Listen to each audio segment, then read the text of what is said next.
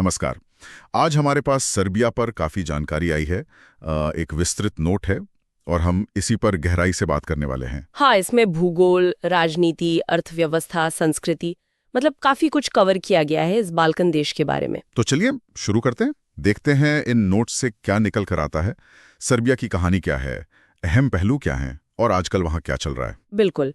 इस जानकारी के आधार पर हम कोशिश करेंगे सर्बिया की एक पूरी तस्वीर बनाने की, इसकी लोकेशन से लेकर हाल की राजनीतिक घटनाओं तक। और हाँ, ये भी कि भारतीय यात्रियों के लिए क्या खास है, जैसा नोट्स में लिखा है। जी। तो एकदम बेसिक से शुरू करते हैं। लोकेशन जानकारी कहती है कि ये पश्चिम मध्य बाल्कन प्रायद्वीप में है। हाँ, और स्थल रुद्ध है, मतलब चारों तरफ जमीन से घिरा हुआ। सही। राजधानी बेलग्रेड, क्षेत्रफल करीब 77,000 वर्ग किलोमीटर से ज्यादा और आबादी लगभग 66 लाख 2024 का अनुमान है ये। भाषा सर्बियाई है और दिलचस्प बात यह कि सिरिलिक और लैटिन दोनों लिपियों में लिखी जाती है। हाँ, ये वाकई में खास है। मुद्रा सर्बियाई दिनार आरएसडी। और भूगोल नोट में जिक्र है कि उत्तर में पैनोनियन मैदान है, बिल्कुल सपाट। जी। और दक्षिण में पहाड़ियां, दिनारे काल्प्स, कार्पेथियन पर्वत। मतलब एक ही देश में कितनी विविधता है। बिल्कुल। और ये स्थल रुद्ध होना और बाल्कन के बिल्कुल केंद्र में होना, ये बहुत मायने रखता है। किस तरह से? मतलब इसकी भू राजनीति, इसके पड़ोसियों के साथ रिश्ते, इन सब पर इसका सीधा असर पड़ता है। ये सिर्फ भूगोल नहीं है, ये वहाँ की अर्थव्यवस्था और संस्कृति को भी शेकल देता है एक तरह से। समझ गया।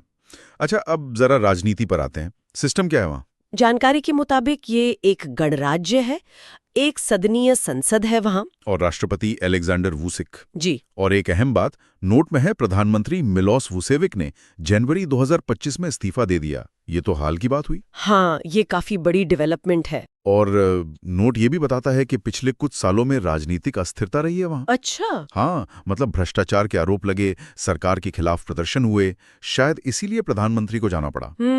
ये तो गंभीर बात है। और राष्ट्रपति वुसिक की पार्टी पर चुनावी धांधली के भी आरोप लगे हैं, ऐसा लिखा है। ओह, तो मतलब राजनीतिक माहौल काफी तनावपूर्ण लगता है। हाँ, ऐसा ही जान पड़ता है। देखिए, किसी भी लोकतंत्र के लिए भ्रष्टाचार के आरोप या चुनावी अनियमितताएं, ये बहुत सीरियस मुद्दे होते हैं। सही कहा।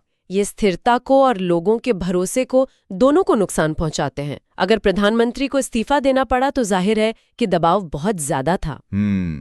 ये घटनाएं जरूर देश की दिशा पर असर डालेंगी। निश्चित रूप से। और इसका असर अर्थव्यवस्था पर भी तो पड़ता होगा ना? है ना? बिल्कुल पड़ता है। राजनीतिक स्थिरता निवेशकों के लिए बहुत जरूरी होती है। तो अर्थव्यवस्था के बारे में क्या जानकारी है? नोट में लिखा है उभरती हुई बाजार अर्थव्यवस्था। हाँ, इमर्जिंग मार्केट इकोनॉमी। 2023 में प्रति व्यक्ति जीएनआई यानी ग्रॉस नेशनल इनकम $10,760 बताई गई है। अच्छा, और इकोनॉमी में सबसे बड़ा हिस्सा किसका है? सेवाओं का, मतलब सर्विस सेक्टर, करीब 67.9%। काफी ज्यादा है। जी। उसके बाद उद्योग है, लगभग 26.1%, और फिर कृषि, करीब 6%। कृषि का हिस्सा तो काफी कम है, 6%। लेकिन नोट में एक दिलचस्प बात लिखी है। क्या? कि सर्बिया प्लम और रसभरी जैसे फलों का एक बड़ा उत्पादक है। अच्छा। हाँ, और यूरोपीय संघ को बड़ी मात्रा में फ्रोजन फल एक्सपोर्ट करता है। ये दिलचस्प है। मतलब कृषि का ओवरऑल हिस्सा भले ही कम हो, पर कुछ खास चीजों में इनकी विशेषज्ञता है। वही तो, ये फलों का उत्पादन और खासकर ईयू को निर्यात, ये इनके लिए अहम होगा। बिल्कुल।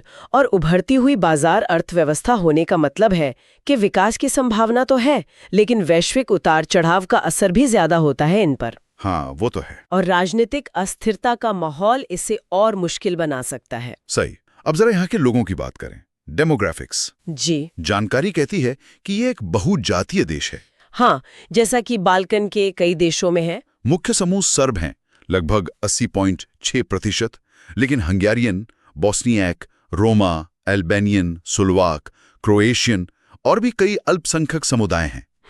ये विविधता बाल्कन क्षेत्र की पहचान भी है और कई बार चुनौती भी। हाँ, इतिहास को देखते हुए तो लगता है कि इन समुदायों का साथ रहना हमेशा आसान नहीं रहा होगा। बिल्कुल।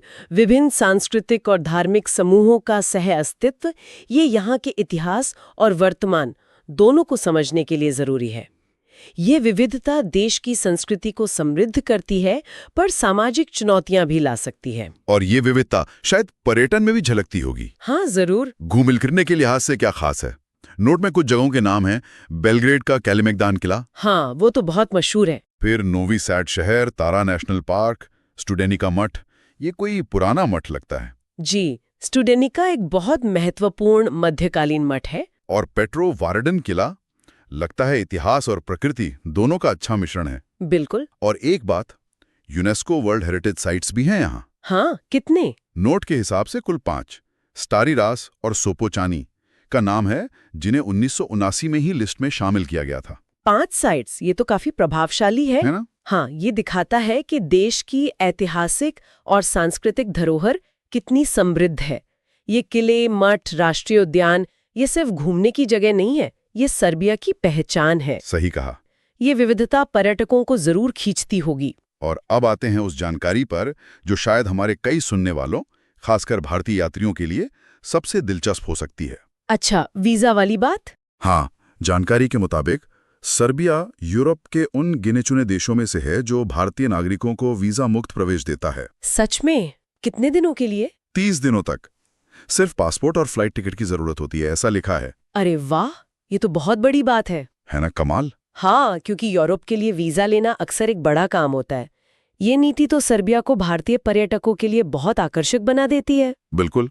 इससे लोगों का आना जाना बढ़ेगा, सांस्कृतिक आदान प्रदान भी होगा। जी, और ये शायद उनकी पर्यटन को बढ़ावा देने की एक सोची समझी रणनीति भी हो सकती है। हो सकता है।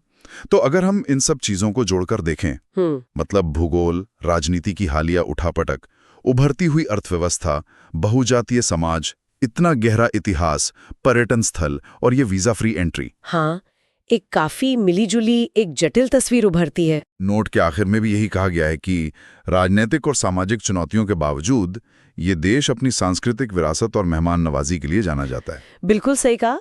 ये जानकारी हमें एक ऐसे देश के बारे में बताती है जो अपनी पहचान बनाए रखने की कोशिश कर रहा है और साथ ही आधुनिक चुनौतियों का सामना भी कर रहा है। बाल्कन में इसकी लोकेशन, इसकी आंतरिक विविधता, यूरोपियन यूनियन के साथ इसके संबंध, ये सब इसे एक दिलचस्प केस स्टडी बनाते हैं। आज की सारी बातचीत के बाद मेरे मन में एक सवाल आ रहा है जी, कि कोई देश जिसकी जड़ें इतनी गहरी हों, इतिहास इतना पुराना हो, वो आजकल की तेज दुनिया में राजनीतिक अस्थिरता और आर्थिक विकास की दौड़, इन सब के बीच संतुलन कैसे बनाता है? हाँ, ये एक बहुत बड़ा सवाल है। ये संतुलन साधना यकीनन बहुत मुश्किल होता होगा। और एक और बात सोचने वाली है, जैसा कि हमने देखा, देश अंदरूनी चुनौतियों से गुजर रहा है, राजनीतिक अस्थिरता वगैरह, और दूसरी तरफ वो भारत जैसे देशों के लिए वीजा मुक्त दरवाजे खोल रहा है। हाँ, तो क्या ये नीतियां सिर्फ पर्यटन बढ़ाने के लिए हैं या इनका कोई और पहलू भी है? मतलब क्या ये वैश्विक मंच पर एक खास तरह की छवि बनाने की कोशिश है, भले ही घर में चुनौतियां हों? ये एक दिलचस्प नुक्ता है। क्या ये नीतियां वैश्विक जुड़ाव को बढ़ावा देने का एक तरीका है या शायद आंतरिक मुद्दों से थोड़ा ध्यान बटाने का? ये ऐसे सवाल है जिन पर वाकई और सोचा जा सकता है।